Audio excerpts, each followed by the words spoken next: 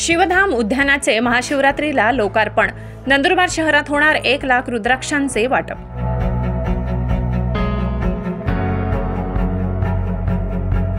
नगर परिषदेच्या माध्यमातून साकारण्यात येत असलेल्या शिवधाम उद्यानाचा लोकार्पण उद्या बुधवारी महाशिवरात्रीच्या मुहूर्तावर करण्यात येत असून 3 दिवस विविध धार्मिक कार्यक्रमाचे आयोजन करण्यात आले आहे। लोकार्पणाच्या निमित्ताने शिवभक्तांना उज्जैन येथील महाकाल मंदिरातील अभिषेक झालेले 1 लाख रुद्राक्षांचे वाटप करण्यात येणार असल्याची माहिती शिवसेनेचे संपर्क प्रमुख तथा माजी आमदार चंद्रकांत रघुवंशी यांनी दिली। नंदुरबार शहरातील श्री स्वामी समर्थ सेवा केंद्राच्या बाजूला साकारण्यात येत असलेल्या शिवधाम उद्यान लोकार्पणाची माहिती देण्यासाठी माजी आमदार चंद्रकांत रघुवंशी उद्यानात पत्रकार परिषद घेतली। यावेळी माजी सभापती कैलास पाटील, माजी नगरसेवक दीपक दिघे, अतुल पाटील उपस्थित होते। पुढे रघुवंशी म्हणाले, नंदुरबार येथे गेल्या वर्षी महाशिवपुराण कथाकार पंडित प्रदीप मिश्रा यांनी शहरात शिवधाम उद्यानाची संकल्पना मांडली होती।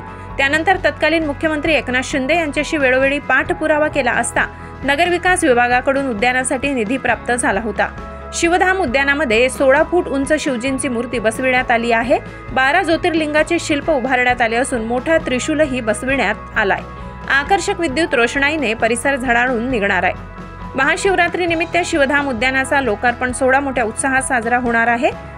यासाठीची सर्व तयारी पूर्ण झाली आहे। बुधवार, गुरुवार, शुक्रवार 3 दिवस धार्मिक कार्यक्रमांची रेलचेल असेल, त्यामुळे भाविक भक्तांमध्ये उत्साहाला उधाण आले।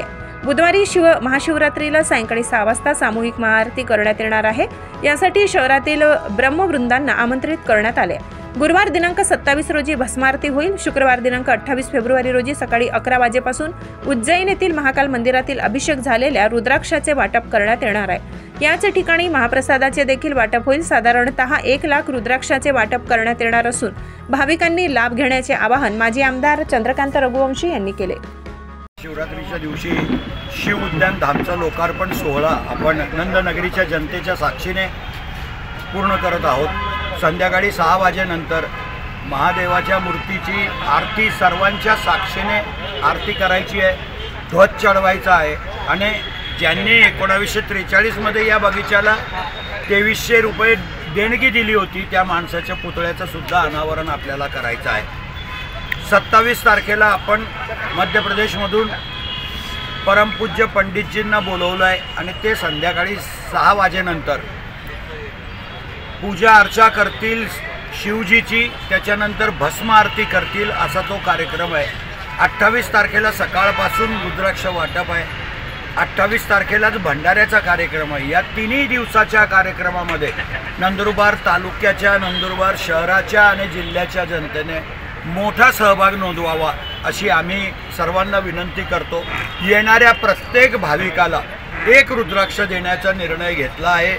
कितीही लोक आले तरी रुद्राक्ष दिले जातील आणि जर कुठले रुद्राक्ष तर परत 2-4 दिवसामध्येच मागून परत लोकांना जनतेपर्यंत रुद्राक्ष पोहोचवण्याचा मानस आमचा आहे।